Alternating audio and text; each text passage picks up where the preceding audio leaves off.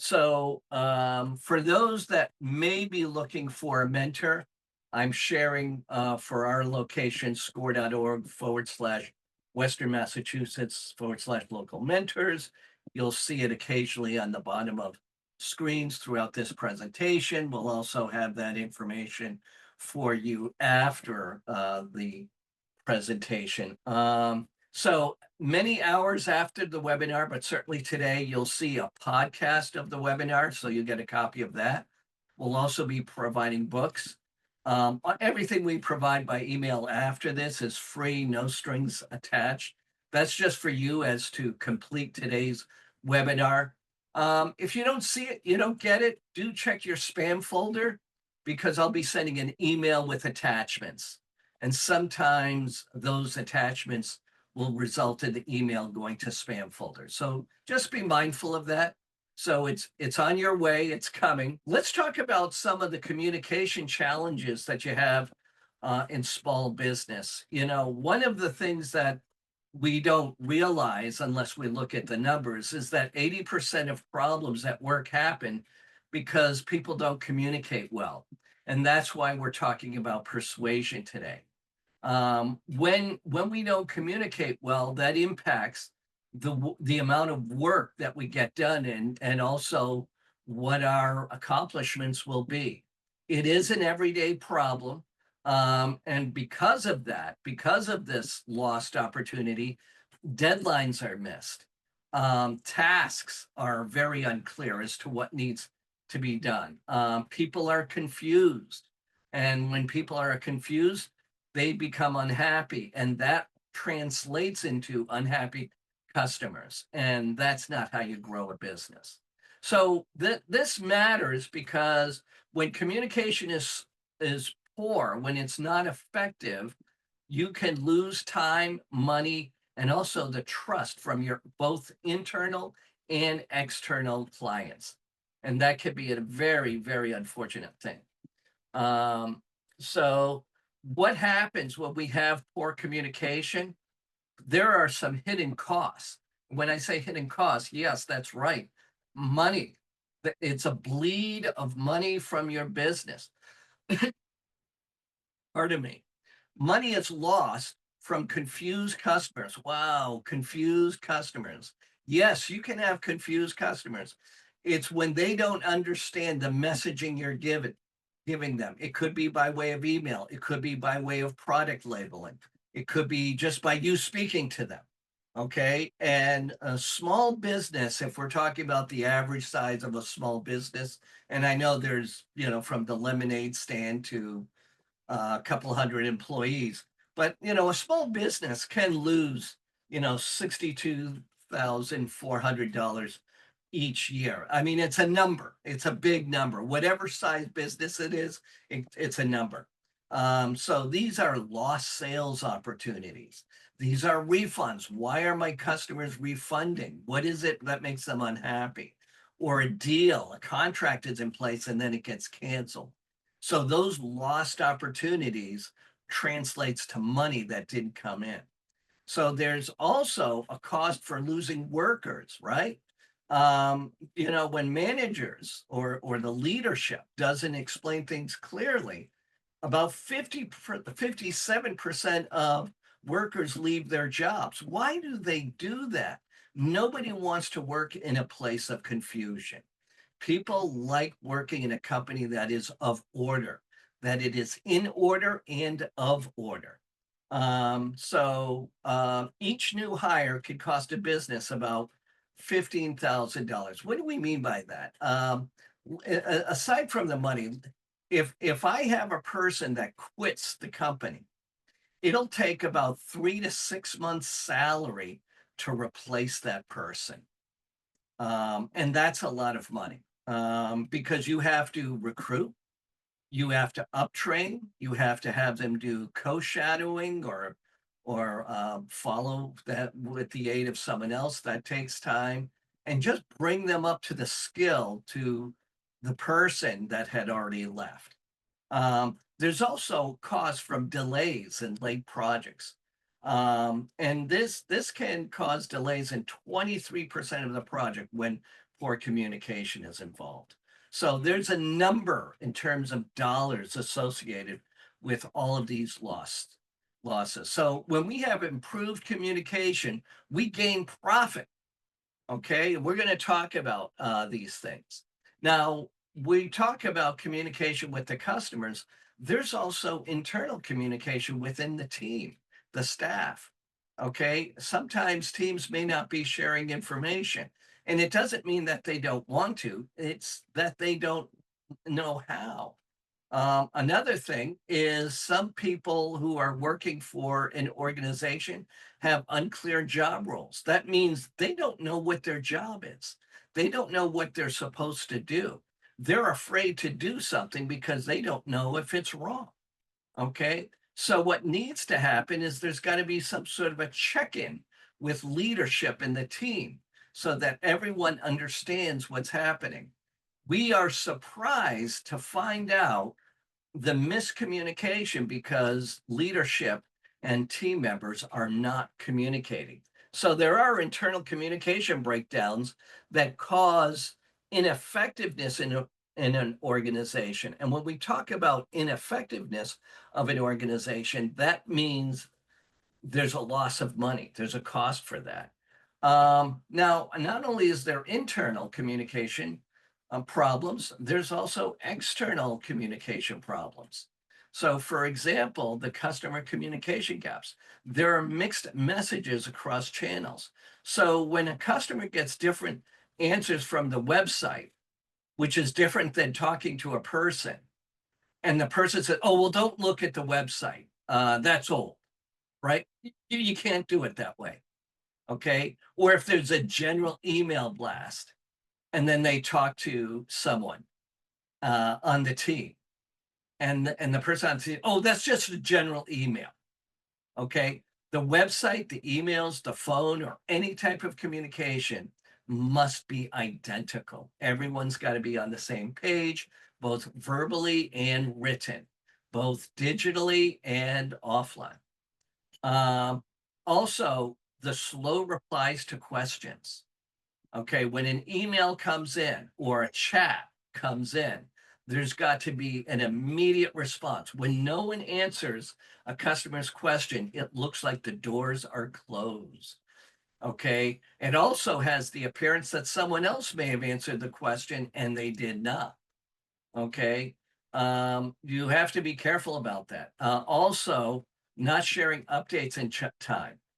Why do I say this? It's because the world changes. Nothing stays the same. Nothing stays the same. So let's talk about persuasion in business, and there are key aspects and applications we're going to talk about. So the influence of persuasion in the business world. What do we mean by persuasion? So there's something called using smart influence. You like that word smart. So being good at persuasion helps a company stay ahead. What does that mean? When a company stays ahead, they're getting more money and saving more money because they have opportunities compared to those other companies that are not staying ahead. What do we mean? The second point, the clear and honest communication. We talked about that, being transparent and also being consistent. What do I mean by being consistent? I'm talking about the whole notion of website, emails, and what the phone support is saying. Okay, all of that needs to be very consistent. And that's why leadership needs to be in touch with their teams. Okay, that's part of strong leadership with persuasion. Modern leaders use the power of persuasion to make better choices. And we're going to talk about how we make better choices. So that's coming soon. So influence is a core business skill. That's the key word that we're going to be talking about. Okay, so it helps in every role, from the person at the bottom of the pyramid in the organizational chart all the way up to the top.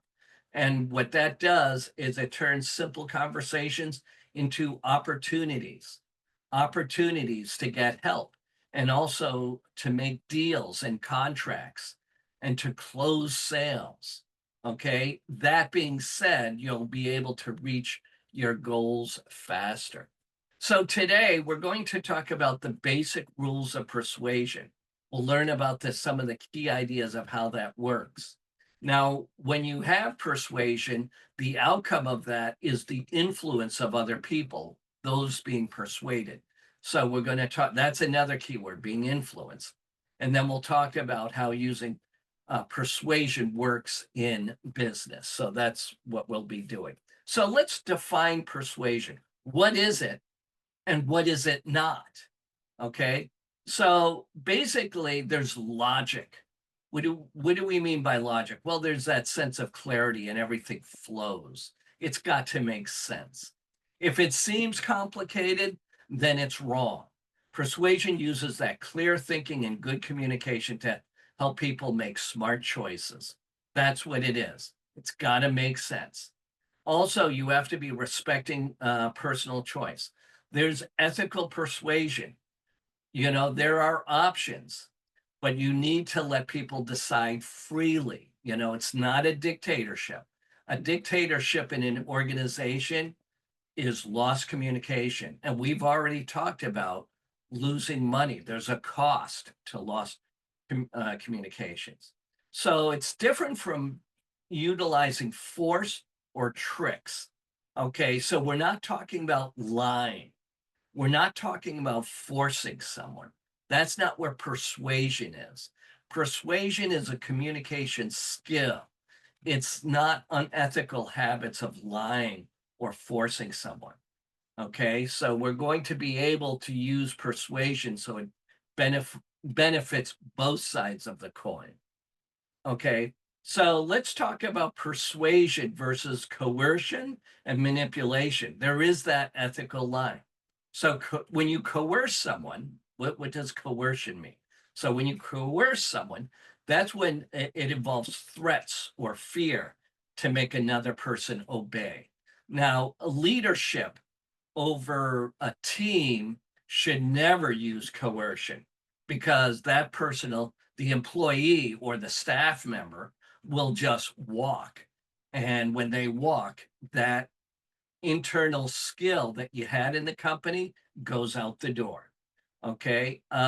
We don't manipulate. Manipulation is when someone hides the truth or tricks others to get what they want. That's manipulation. Sometimes withholding information is manipulation. Let me tell you, that's unfair and dishonest. So when we're talking about persuasion, we're focusing on the side of ethical persuasion, to be honest and open, but have that clear communication. So the foundation of ethical persuasion in business is that honest and ethical persuasion. When you work in persuasion, you're building a sense of trust with facts, with clear goals that turn into real results. Okay, it's being transparent. That's what we mean by being open and clear, being transparent. Why? Because it'll build strong and honest business relationships. That saves money over time. Um, at the same time, you have to respect other people's choices. At the end of the day, people will make their own decisions, including your customers. So you have to show respect for their freedom of choice. Okay. And when that happens, that will build trust, which can translate into another opportunity in the future. Okay. So now we're going to talk about key elements. That's the key word here. We're going to talk about elements, key elements of persuasive communication model. Let's talk about the key elements of the persuasive communication model. The first one is what is called source credibility. That's ethos. That's element one. So quite simply is when we talk about source credibility is when you say something, how can it be backed up by facts? So for example, when you share your skills and knowledge on your resume, for example, people see you as an expert.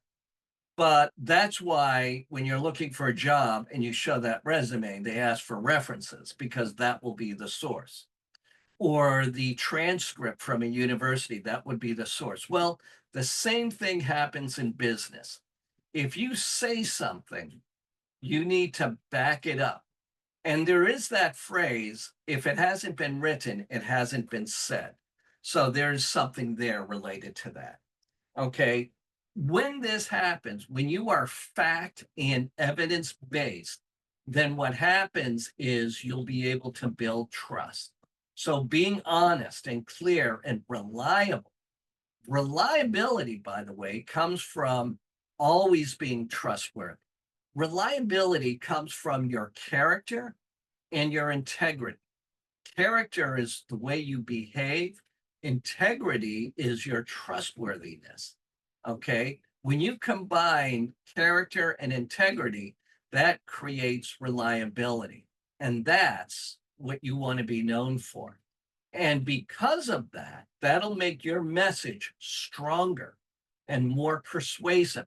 And when I say persuasive, it means it's more convincing, but it's not a manipulative way. It's convincing that people say, hey, that makes sense. Yes, that seems true because it's backed with facts. And you also have to have that character to care about others. There's an empathetic side to this. This is where you respect other people, because when people see that, then people will know that you are credible. Remember, you don't get a second chance to make a first impression. So you have to show that empathetic side first. Okay. People will feel it when you show that. And when they feel it, then they'll be open to listen to you. That's persuasion. So it's an emotional connection that goes with that as well. That's what makes you credible. When people know that you care about them. I'll give you an example. I'm a person, for an unfortunate reason, for whatever it is, I'm not good at remembering people's names. So I have to work harder to do that.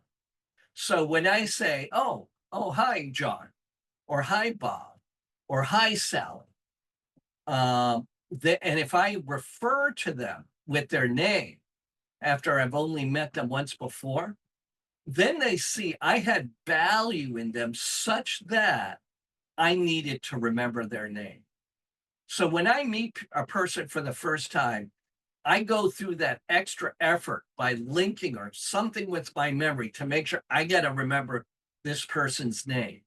Because if I want them to trust me, I have to show that I have value in them, and I know I'm not alone. Some people are very good at remembering people's names and other people aren't. I don't know what the reason is. I just know that's a reality. And I'm evidence of that. So I have to work harder at remembering people's names.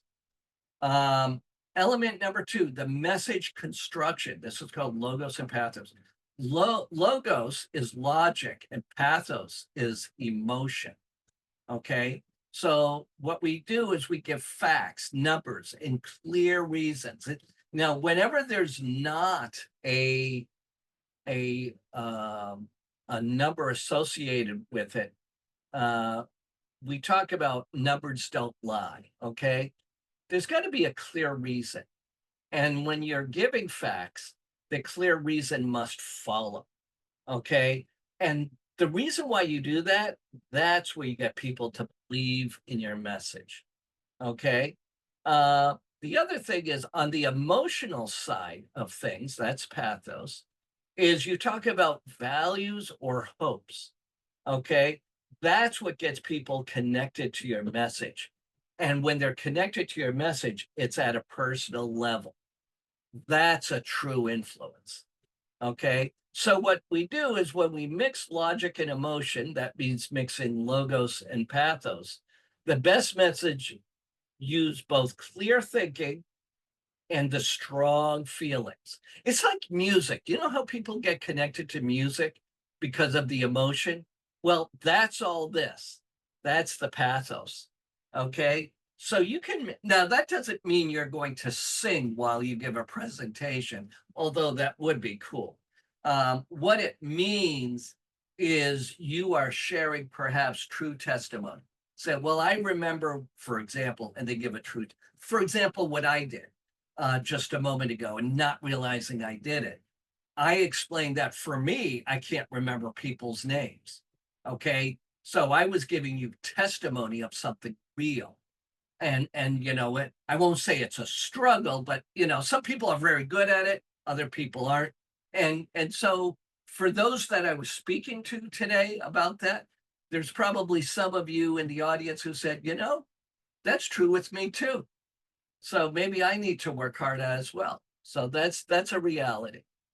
Um, the next one is understanding the audience deeply. Okay.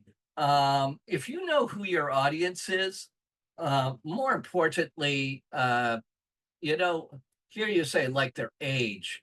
People come from different generations, and different generations are different cultures within the same culture. Okay. That being said, there are different interests because of those different cultures. And because there's different interests because of those cultures, they create different habits. So I'm showing you how that all connects. So when you know that, it makes a difference. Many years ago, I was on a speaking tour, and it was through New York and New England, the 7 states. It was at 52 locations. And even if I was lecturing on the same topic, my wife would be with me. And at the very end of the 3-hour lecture, and people left, she said, "Well, that was different from last time. It's because the audience was different." Okay. Some had a great sense of humor. And I could make jokes without anyone being offended. Other times, people were very serious. It was just a different audience. So if I, by accident, used the same joke that was very effective, I'd see blank stares. Okay.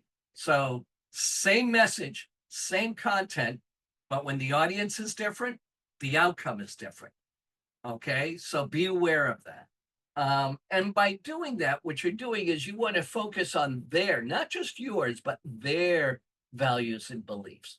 Understand what they care about and what they believe. So very often when I was on that speaking tour, I would arrive early to meet some of the people who arrived before the start of the presentation so that I could understand the audience. I did that on purpose. We called them meet and greet. It was for a half an hour before the lecture. And it really made a difference because I knew, okay, these are the people coming in. Okay. And sometimes you have to speak in a way they understand. Very often, well, I don't know if you remember way back for those that might remember years ago, and I think it's true for online journalism as well. But years ago, when newspapers, remember newspapers, the printed newspapers were a big thing. Those are written in seventh grade English. Why? Because it reaches a broader audience. So the newspapers, which is a form of major communication, were designed in a way to speak to most of the people most of the time. But be mindful, you won't get all of the people all of the time. So you need to communicate in a way that works well for most of the people most of the time. Uh, Very often, a doctor will have a nurse communicate except for sensitive topics, but for general topics, it'll be the nurse that will communicate information from the doctor because the doctor may not communicate in a layman sort of way to the patient. Sometimes that happens. Obviously, for certain complex issues, there's the doctor and maybe a supporting nurse to help sort of translate the gobbledygook techno medical communication to what the patient can understand. And I'm just giving that as an example, but it's not a general rule. Um, so let's talk about element 4, context and delivery. You have to understand the situation. And what we're talking about is understanding the context of the situation. The way you're going to present yourself, or the way you're going to present your product, or the way you're going to present your service, it has to be in the context that your customer or client will receive it. You have to understand the situation they're in. So as you present whatever you're trying to persuade, it has to be at the level of understanding where your customer or client is at. And when that happens, then you're able to choose the right way to communicate. Okay. Some people like that face to face. Other people like web conferencing. Other people might need to read something before meeting. Other people may need to hear a presentation and then get the written material afterwards. Whatever it is, sometimes you just have to ask how they prefer to be messaged. And when I say message, that can be including talking. So you have to match the message to the moment. Find the best way to communicate based on the client's situation, not your situation, but their situation. But just understand that their situation is different from other customers' situation. Just be mindful of that. Now we're going to talk about the psychology of influence. And there's some key principles, okay? Certain principles that we're going to talk about. Okay, we were just talking about elements. Now we're going to talk about principles. So being reciprocal is principle one. It's like give and take. Okay. Um, it's the whole notion of sharing. And very often, the one that has control of the communication is the one who gives first. Okay. The one who surrenders first, if you will. Okay. And then when you're doing that, then you've got their attention. And because you've got their attention, that's when you can give value about your product or service and show increased value because you're giving something free, like a sample or some advice. Okay. When you are in the habit of doing that, you are able to build a strong long-term relationship. And isn't that what everybody wants? For many of you, you know about the Pareto principle that 80% of your business comes from 20% of your customers. Okay, it's from an Italian economist in an agricultural economy from hundreds of years ago that came up with that. But again, 80% of your business is from 20% of your customers. So you want to maintain that 20%. The rest are coming and going. Principle number two. Number one, you need to be committed. And number two, there's got to be a consistency. So commitment and consistency together is follow through. Okay. People like to stay consistent. Why? You've heard the phrase, people don't like change. So when someone says yes to something once, they often want to keep saying yes to stay true to their past action and choices. I'll just off to an aside, sometimes at a restaurant, the waitress will say, she'll be nodding her head yes, and say, would you like another glass of wine? Or would you like some dessert? And she nods yes, to kind of persuade you to say yes, because the nodding of the head is consistent with yes. So that's a form of persuasion that you can use. Okay. And sometimes an understanding or some sort of agreement may be too big to swallow. Start small or take the big agreement and break it into small ones. Okay. And very often, if the first agreement is agreed to first, trust is developed. And as trust is developed, well, the second one and the third, and then it becomes consistent. For example, for those who have had repeat contracts, very often it's easier for the client or customer just to re-sign the contract, even if it's a 3% increase for the annual rate, whatever it is. It's easier rather than to go through a whole negotiating process. It's easier just to re-sign because the relationship has been established. Okay. But again, you want to make sure it's clear. Again, always focus on writing. If it hasn't been written, it hasn't been said. So make it very clear in the way you speak it. Make sure there's a confirmation of learning and there's a confirmation of understanding. and then put it in writing. Okay. Um, so, and that way, there's a commitment to both sides.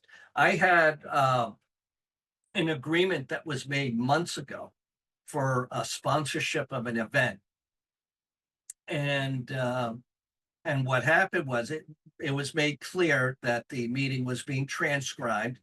You know, the digital tools that we have today. It was being transcribed.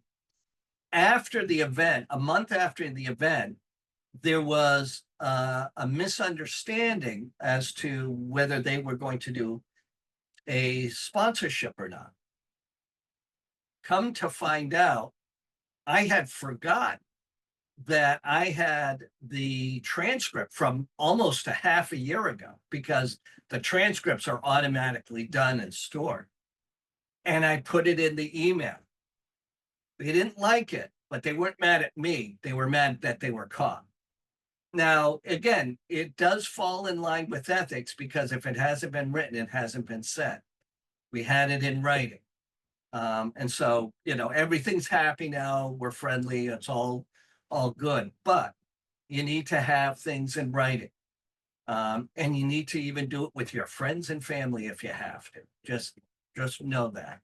Um, Social proof, which is leveraging peer influence. This is principle 3.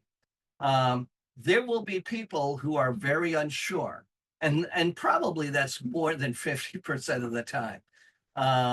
But because of that, they do what other people are doing.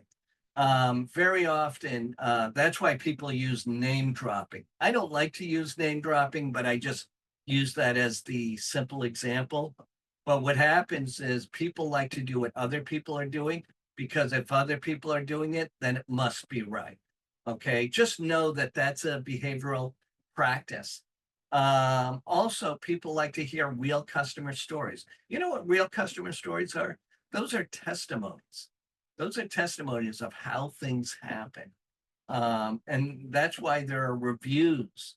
These success stories people want to hear, and they want to be on the bandwagon of success. And again, going back to that whole notion of putting it in writing, show the numbers. Show the numbers.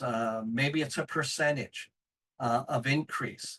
Maybe it's a percentage of happy customers, or maybe it's a number, as shown on the slide here, 10,000 happy customers. But that is social proof.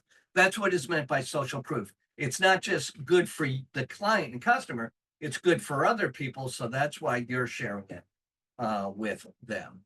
Let's talk about principle 4. Um, so this is where we're talking about building connection. Very often when you're in a negotiation process, there's the coming to common ground. Okay. One of the ways we share common ground is if you share similar experiences, values, and backgrounds. You know, both sides have to have a bridge, some sort of a connection, even if it's simple as liking the same restaurant. Because when you have that, that shows that you and the client, and vice versa, in the way of thinking, have a lot in common more than what is being discussed. Also, that giving compliments. People like to hear good things about themselves, and it makes them feel good. And because they feel good, it builds trust. You know, if you're saying something good about the client, um, instead of saying something bad, then you're going to get something good out of it, which is that trust. And that trust makes people more willing to listen and agree with what you're presenting. Okay. And also position it like you're working together. It's not that you're suggesting and they decide that they want to accept.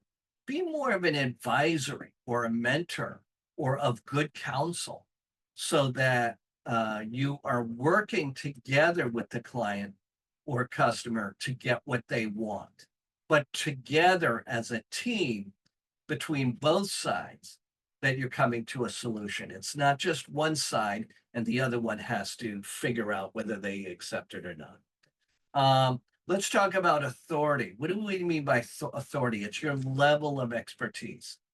People trust experts, right? So if you're going to get a plumber to fix a leaky faucet, you want a plumber that's licensed. Why? Because you're going to pay for it. Okay. That's true with everyone. That's true with all situations. If you're going to see someone um, and you want them to trust you, you have to build your authority. You have to show your qualifications. I don't know what it may be. It might be a certification. It might be a degree. It might be some sort of an award. Whatever it is, it might be a length of time in experience. That in itself is authority. Okay. But whatever it is, people will trust you faster because you have something that other people do not have.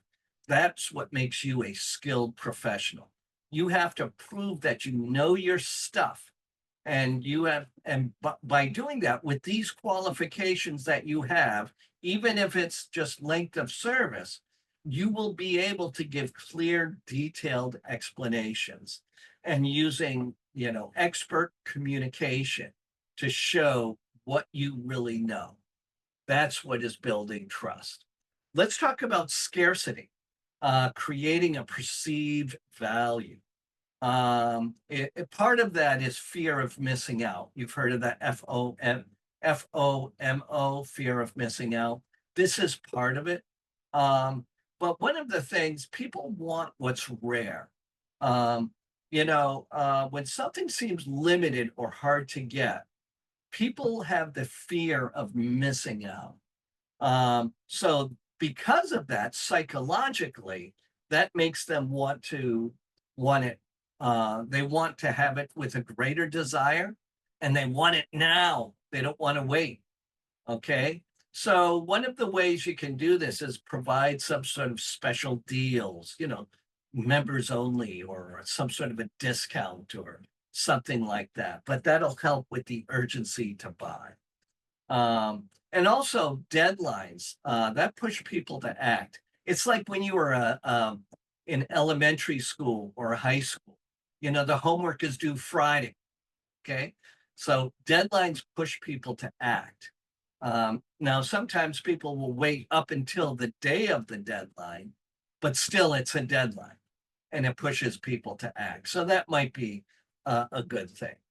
The next one, principle number 7, unity, appealing to group identity. We talked about that before, where you and your customer and client are working together. Okay. One of the things that builds trust is belonging to the same group. When I mentor my clients for SCORE, I work with a lot of small businesses.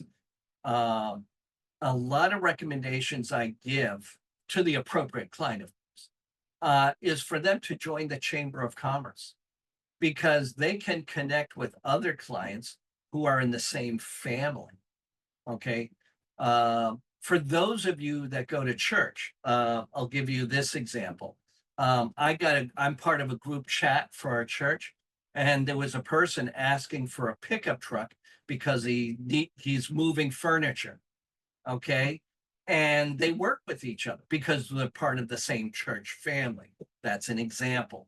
So I'm using the example of Chamber of Commerce, a church. There's also trade associations, being part of the same family. So when you are part of that network, people do that. A lot of people use LinkedIn profiles to be part of a group.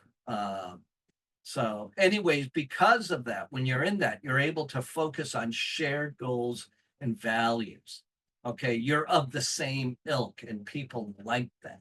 Okay. But anyways, it's the whole notion of using words like we, us, and our, because you're part of the same family. And I'm not talking about blood family. I'm talking about the same business family. Again, a trade association, Chamber of Commerce, or a division, or a region, whatever it may be. But anyways, those are some examples of unity. Now, those are some of the principles. We also Before that, talked about some of the elements. Now we're going to talk about how we can apply this whole notion. So let's do that now. So let's talk about an application area. We're talking about how to apply this, persuading customers. Let's talk in terms of sales and marketing. Well, as we talked about our principles and our elements before, now we're going to talk about how we use what we've learned up to now. So we have to attract the right customer. You have to use messages. And when I say messages, anytime I say messages today, I'm talking about the written message. I'm talking about the phone message, whatever your AI chatbot says, that message. You've got to be able to filter in such a way that you attract the right customers. You don't want to be spinning your wheels on a customer that finds what you offer not relevant to what they need. For example, if I'm selling scuba diving equipment, I'm not going to be talking to someone who's afraid to swim. Okay, that's a simple example, but I think you can understand. You have to match your ideal customer, be it age, interest, or habits, or whatever their need is. So not all customers, or not all prospects, I'll call it that way. Not all prospects are meant for you. Okay, once you have a prospect, then they're a provisional candidate. Okay, when they're a provisional candidate, okay, then you can work with those, but not all prospects. They have to be filtered. Okay, and once you have those provisional candidates, you want to keep their interest over time. Remember, before we talked about that whole notion of 80% of your business is from 20% of your customers, as we talked about the Pareto principle previously. Okay, so you want to be very helpful. You want to talk about success stories so that they know that they can be successful. You have to provide a sense of urgency with limited time offers through different channels, different ways. It might be through social media, a post, or it might be through a constant contact or MailChimp email blast or whatever it may be. But whatever it is, that level of communication has to be consistent to build trust, and it keeps people engaged. What do I mean by keeping people engaged? They're interested. Sometimes in a nice way, respectful way, you have to be in their face. You have to somehow interrupt their day. And I don't mean that in a bad way. I'll give you an example. Many years ago, I worked with a community college on a lifelong learning program. And they had a catalog that they mailed out. And I asked, well, with the day and age of digital marketing and websites and social media, why do you spend on the cost of printing out a catalog and mailing it out? And what they said was that by the catalog going in the mail, they have to take it out of their mailbox and they hold it in their hand, and it interrupts their day, even for just a moment. And it actually results in a response. Now, usually blast mailings have a tenth of 1% response, or maybe up to a 1% response. But depending on cost value, that can still be profitable. But the point is, and I'm not saying that you should do that, because this was years ago we had the conversation. But the point is, the learning lesson is that the catalog that was mailed interrupted someone's day because they took it out of their mailbox and they saw it. And back then it had a response. So I share that with you, with that whole notion of keeping interest over time. And that in itself turns interest into action. Now let's talk about the detail, building that customer trust and loyalty. That is a worthy expense or investment. Maybe investment's a better word. Building customer trust and loyalty. again, it goes to that Pareto principle that I shared earlier when I said 80% of your business is from 20% of your customers. That's going to hold true. Okay. So whatever you say you're going to do it. Whatever you wrote you're going to do it. Whatever your return policy is, honor it. So always deliver what you promise. And when you do that, always be clear and honest. Let people know how things work, what the limits are, and how much it costs. Okay. Key part is what limits are. And people might be afraid of putting limits in place, but you'll be surprised when the customers know those limits, they'll honor it because they know that a business is a business. But being fair and open, at least you're letting them know what the limits are. For example, a 30-day return policy, not 2 years later, but a 30-day return policy. Most people do that. Most customers understand that. So don't be afraid to use that. I'm just giving that as an example. I'm not saying you have to do that. I'm just, off the top of my head as I come up with an example, I'm just painting a picture of the idea. But the reason why we do that is it removes confusion. And you want to be able to build a relationship because nobody likes to work with a company that's confusing. That in itself will build loyalty through a trust. Basically it boils down to treating customers with care and honesty, not just the cha-ching, sales, not just that. So let's talk about the internal business. This is employees, colleagues, and management. We're talking about outside the company. It also happens inside the company as well. Influencing at all levels. You have to work well with the company. Again, we're talking a lot about the communication, about the way you speak with coworkers and team members, and the way you work with the leaders as well. A lot of people do resist change. So you may want to help people accept change. Another example that comes to mind is this whole notion of AI, artificial intelligence. People are afraid of that. People say, oh, AI is going to take my job. Well, AI won't take your job. The person using AI will take your job. Why? Because they accepted change. Okay. There are some things that you just have to understand that change will happen. So people will help you and you in turn help them. But it's done through a clear and respectful communication as to why the change is needed. And maybe if it's not needed, why it's going to happen anyways. Okay. But, try to answer those concerns to help everyone agree. And use your tools, use your resources to get the help you need. But when that happens, you want to be able to get your team, everyone you work with, to have a complete buy-in so it turns into collaboration. So this is a clear purpose being implemented by explaining the deeper reason.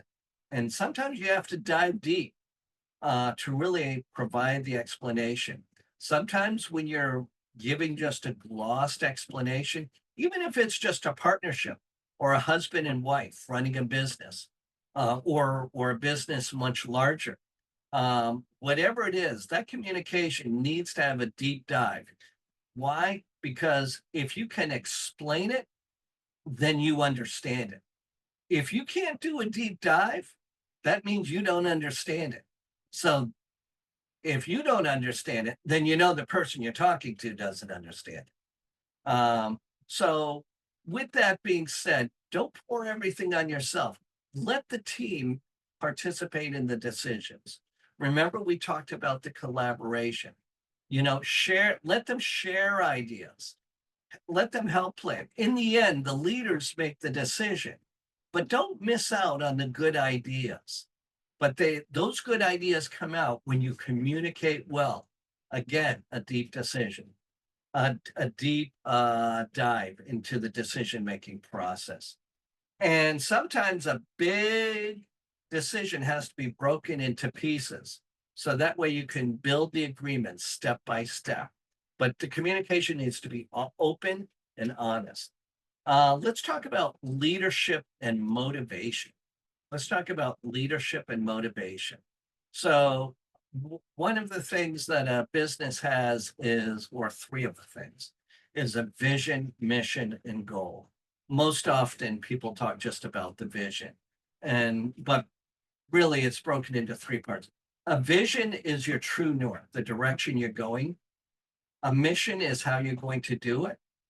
And the goal are the KPIs, key performance indicators, or the metrics. It's the numerical analysis that shows you know where you got. It's like SMART goals, specific, they're very detailed, they're measurable, there's a number to it. How long, how much, how many. The A is attainable, meaning is it possible. The other one, is it relevant? Is it something we should be doing? And the T is time bound. That means there's a deadline to them. Okay. But when you have those SMART goals, remember we talk about vision, mission, and goal.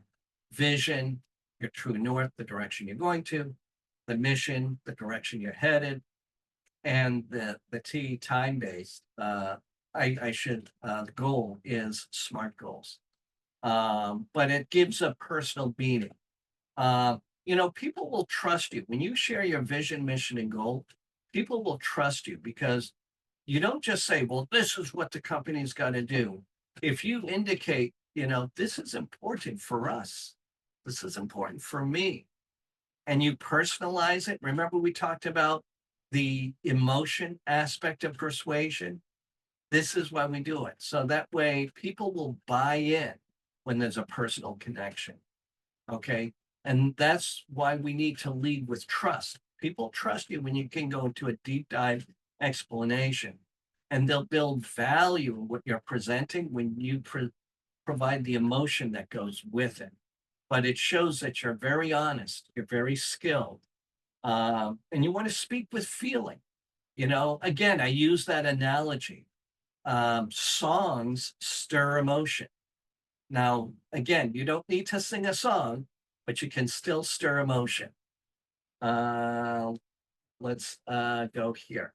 Let's talk about inspiring and guiding your team. Notice we've been talking about your team and not the customer.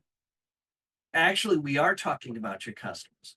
Whatever you do well with your team will translate into a success with your customers.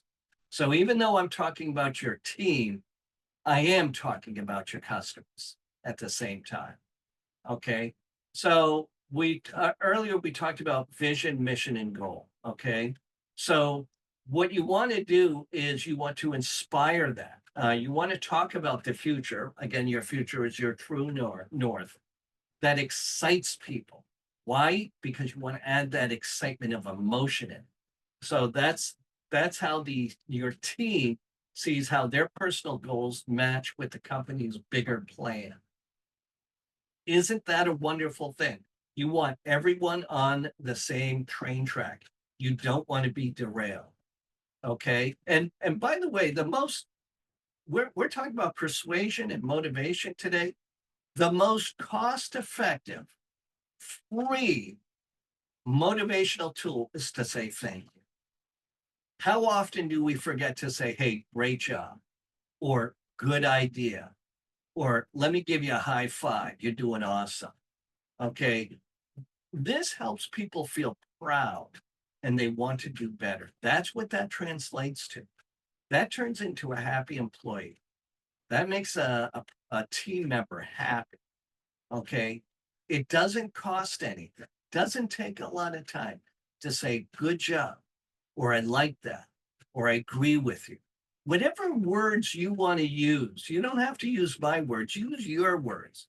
But whatever it is, use some sort of praise that will motivate people. It costs nothing. And if nothing else, if you get nothing else from this webinar, at least do that. Because if you can turn your team into that which is motivated, then you'll see results in your customers as well. Okay. That being said, with this praise, what comes with that is you need to trust your team with the decisions.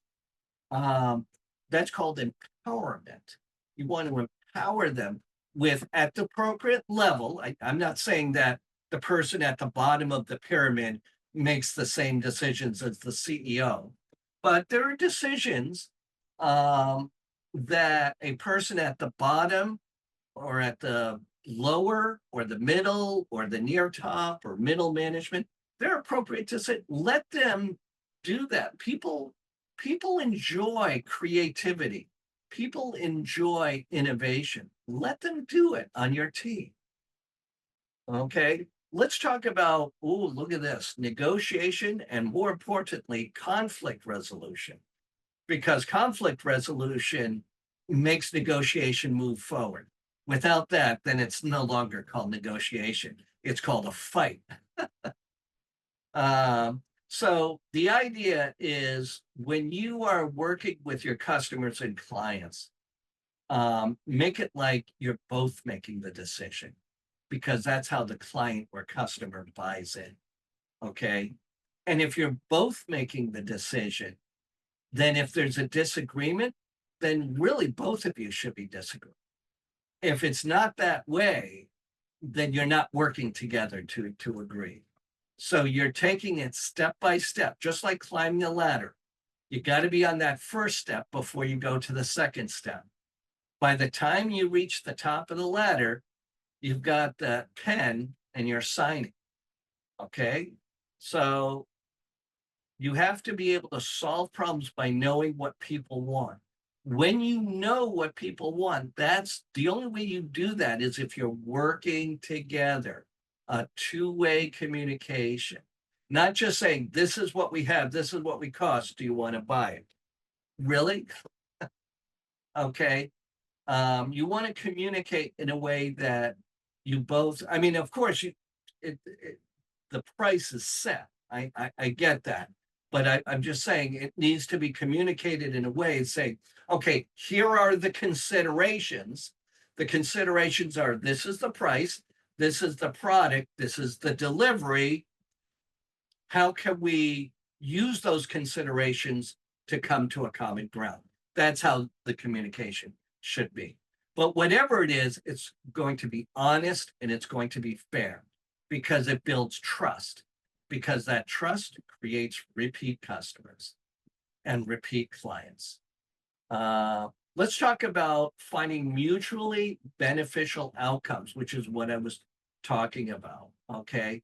You want to find an outcome that it's a win-win situation. I know it's cliche. I know you've heard that before, but it's true. You have to put focus on it. That's probably what's not happening. Okay.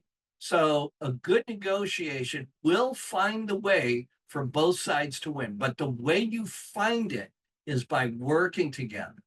That's, you sort of behave as an advisor, as a mentor, uh, but also as a partner. Keyword partner. I'll say it again because it's more important. Okay. Because people want to have shared goals. They want to build results that are fair and more important, lasting. When someone invests in your product or service, they have to learn about. They don't want to spend time to learn about someone else again. They already spent the time with you. They have the trust with you. As long as you maintain that trust, the customer will most likely stay. Very often for those annual contracts, customers and clients just re-sign. It's like your cell phone contract. After the year, you renew it. You don't say, oh, well, let me figure out and see what's new, what I got to do. Why go through all that work? Well, your customers and clients are the same way. Also, this whole notion of listening to understand. Uh, you know, there's a phrase that comes from a great book, Seven Habits of Highly Effective People, author is Stephen R. Covey. I think the book was released in the 1990s, so it's not a new book. But even he said, the author said, out of the seven habits The one that was challenging for him, and so he kind of stressed it in not only in his book, but on his speaking tour, is seek first to understand and then to be understood. Okay. That's probably a simple way than the way he actually wrote it, but basically that's what it is. Listen first, speak second. The whole idea is whatever you speak about, you want to have that active listening that verifies that you listened. Okay. That's so it's that makes it a two-way street in the communication. That being said, that's how you can find the the the common ground. Let's talk about persuasion techniques. We've covered a lot today, and I'm glad that we have. Um, Key persuasion techniques using logic and data. That's what is called logos. Okay, that's what logic and data is, logos. Okay.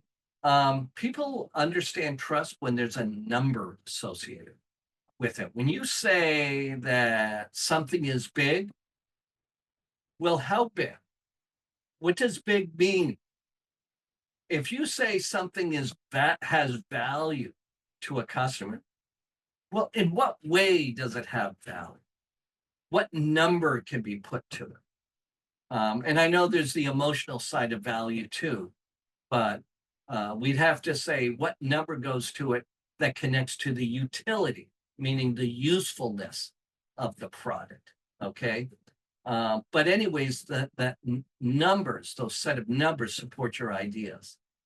What also happens is to show that the numbers have been tested. For example, real life examples. So, for example, the sticker price is the suggested manufacturer's retail price, right? On a car, right? It's the suggest. So that's an example of a real life example that they put on the sticker of a car. That doesn't mean that the car you're going to buy will be at that price. It might be more, might be less. I don't know. But anyways, that's it. That's why it's suggested for that region. I'm not saying that you use that model, but I'm just saying that's an example of why that is there. But also share testimonies of we've had this many customers enjoy our product or service. That's a percentage increase, whatever that number is, a percentage increase over last year, which results in our growth of whatever monetary amount or percentage amount. Okay. So when you say something is big or it's growing, or the risk is reducing, put a number to that so that they know what that means. What does big mean? What does small mean? What does increasing mean? What does trending mean? Put a number to it. And with that, put a comparison to it. What is the cost? What is the benefits that come with those costs? Okay. There's a lot of features. Um, um, there's a lot of benefits. Features tell, benefits sell. So a feature of a chair is it has a cushion. The fact that it's comfortable, that's a benefit. So that's a phrase. Features tell, benefits sell. Why do I tell you that? That's part of the cost comparison. Someone might be willing to pay more for the chair because it has a better cushion that's more comfortable. Remember that. Features tell, benefits sell. So when you put a number to it, okay, remember features tell and benefits sell. Let's talk about connecting emotionally. That's the pathos. We've talked about that before. Practice on whatever that language is, but whatever it is, what choice of, and when I say language, I don't mean English, Spanish. I'm talking about the choice of words. Whatever that intonation is, whatever the feeling is, the sights, the sounds, the smells. I gave you the example of the chair a moment ago about the chair being comfortable and the cushion. There could be a description there. When people buy a car, there's certain colors they choose. If it's a service, it might be a feeling of success that comes out of that. For example, someone takes an online course and they graduate with a degree. Well, it's a great feeling knowing that their future is in good form. Okay. When you've heard me doing, for those, I know people have been going in and out, but um, for those that have heard me give examples of real life stories, the reason why I give real life stories is to show that what I'm telling you is real. Okay. It's not just me saying something off the top of my head, that it comes from experience. Do that for your customers and clients. Share your experience, give a story. You don't have to give private names or personal information, but just use the story to illustrate the example. Let's talk about building and demonstrating credibility. Okay, that's what's going to be retaining your customers, right? People want to keep customers. So when we tell real stories about our work and what we've done well, you'll gain the trust, and that's what you're trying to do. We want to show that we know what we're talking about, and we know it because there's a real experience that supports it. That is how we show what we know, and we can prove that we have the skill with our special knowledge that comes from experience. Call it the school of hard knocks, whatever it may be. But this helps people see us as being very smart, very capable. That's where the trust comes.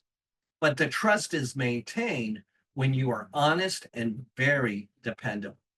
Okay, let's talk about the next one. Um, we talked a little bit about before about active listening and empathy. Remember, I talked about seek first to understand and then to be understood. That came from Stephen Covey's book called Seven Habits of Highly Effective People. So, active listening basically means there's the difference between listening and hearing. You hear a sound. Listening, active listening is when you hear something, you respond in such a way that shows evidence that you paid attention.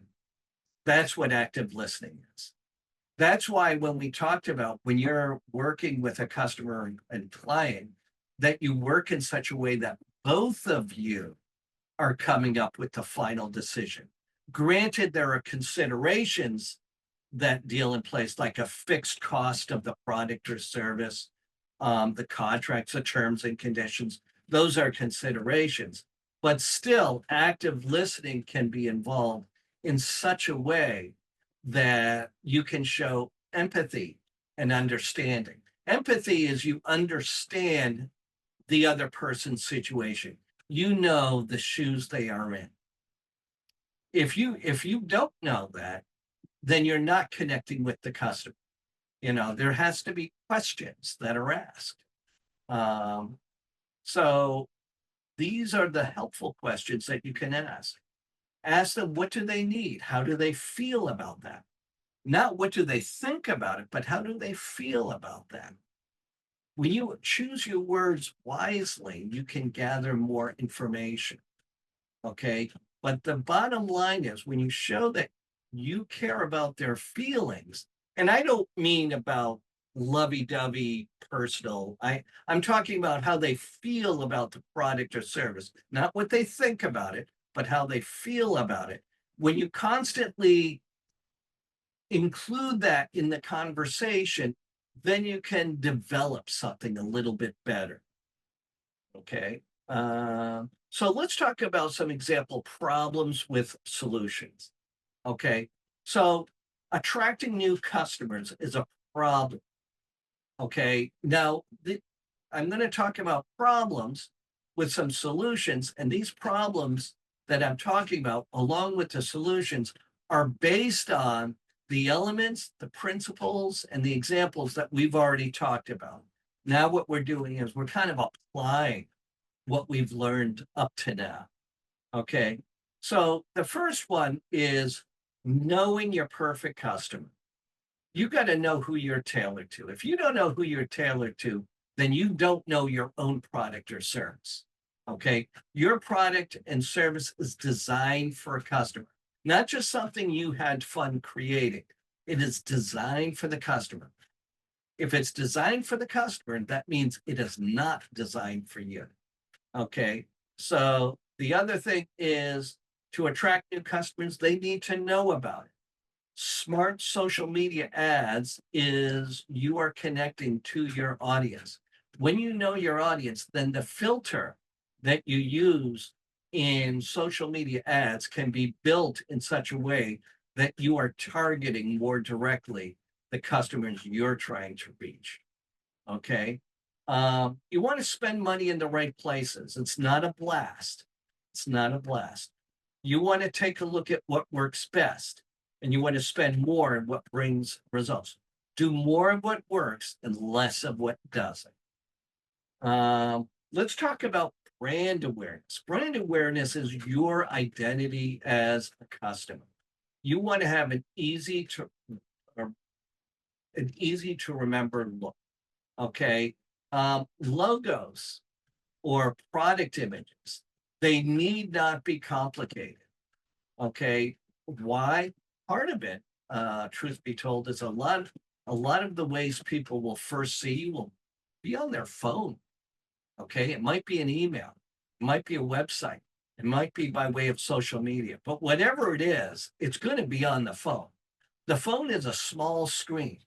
They're not going to watch it on their big widescreen TV that they have hanging on the living room wall, the same TV they watch a football game with. No. So you have to be very simple in your presentation. Also, when you're talking about your company, your business, your product, your service has a story. It doesn't have a description, it has a story. Do you notice I said story? Why? Because once again, we're connecting to the emotion. We're connecting to the emotion of things. That's how they understand your brand because there's a story connected with it. Okay. Also, being part of the community.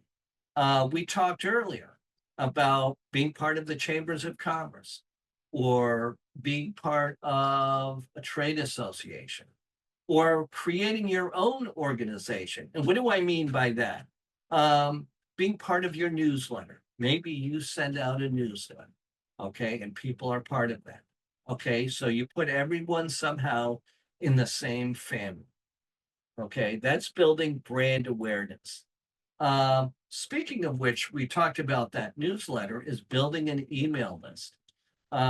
You have to give value to get signups. Not everyone likes email because there's a lot of junk spam email that people receive. Don't be one of them. And maybe an email list is not for you. Okay, I'm just sharing it right now for those people where it might be worthy to do that. I know here at SCORE we do that. And maybe that's how you found out about today's free webinar. It was through an email. But anyways, when you have those forms, put signups in very smart places on your website, on social media pages. If people see that you have something that's interesting, then let them sign up and find out more about it. Okay. And then when they do sign up, make sure that they're kindly welcomed. People like to be welcomed. Now, in all of this, you want to generate high quality leads. What are leads? Those are potential customers or clients that would have a reason to find your product or service valuable. That being said, there needs to be some form of call to action. A call to action is something that prompts the prospect, the possible future customer or client, into investigating more about. One might be an easy to see button on your website that tells visitors buy now or contact us or sign up for our newsletter, something like that. But something that turns visitors into customers. That's what a call to action is. It turns visitors into customers. It's kind of like when you're walking in the shopping mall and you see this wonderful sign in front of a store that says, oh, 10% discount or 2 for 1 sale. So, oh, let me go in. That's a call to action. Today only, right? 2 for 1 sale today only. You'll go in the store. You don't know what they sell. You don't know if it's ice cream or if it's a pair of shoes or what it is, but you'll go in. So that's what a call to action is. Um, a lot of people are using mobile apps. If you have a website, it might be worth having a mobile app. And you might say, well, people can get my website from their phone. Well, with an app, there are pop-ups, and those pop-ups can indicate some good messaging. Okay. But anyways, these pop-ups, and it even happens on websites as well. For example, the chat box that opens up. It's a bot that opens up. Hi, how may I help you today? What are you looking for? You know, it's kind of like saying, hey, if you want some help, I'm here. Okay. Let's talk about how we can close more sales. We talked a lot today, for those that were here from the beginning, about the communication. A lot of the communication came from your emotions, okay, or the stories that you tell. Now, when I say emotions, I don't say you're crying and say, oh, please buy from me. I don't mean that. I'm talking about that emotional connection, like asking the customer or client, not what they think of the product or service or what they think about their problem they're trying to solve, is how they feel about it. Okay. This is another example of what is meant by a pain point. So if they're trying to solve a pain point, then you could probably connect in an emotional way to solve that pain point. So that's why I distinguish the difference between asking, what do you think, to instead, which might be a better question, is how do you feel? Okay, that's why you just want to ask the right questions. And you want to be, and when you ask the right questions, you'll handle the concerns, which will relate to closing a deal. Now, as I said, when you are coming to common ground and you're working together with a client, there are considerations. Considerations are those fixed things like the price. So some people may not understand the reason why your price is set in such a way. So you have to talk about the value of the price. For those that were here earlier, you might remember I gave the talk about the chair, that the chair has a cushion. That's a feature, but that the cushion on the chair was comfortable. That's a benefit. So the way you overcome price objections is understand that features tell, benefits sell. What does that mean? Features tell about the product or service, but the benefits sell because it connects with the pain point, or it connects with the emotional level, which really builds a connection with the customer and client. Other things that go with on the emotional side of things is you tell stories about other customers that were happy, because it shows true evidence. You know, you're not just the first customer. I mean, if you're starting a business, you might be. I mean, 31 years ago, I remember the first time we sold a product.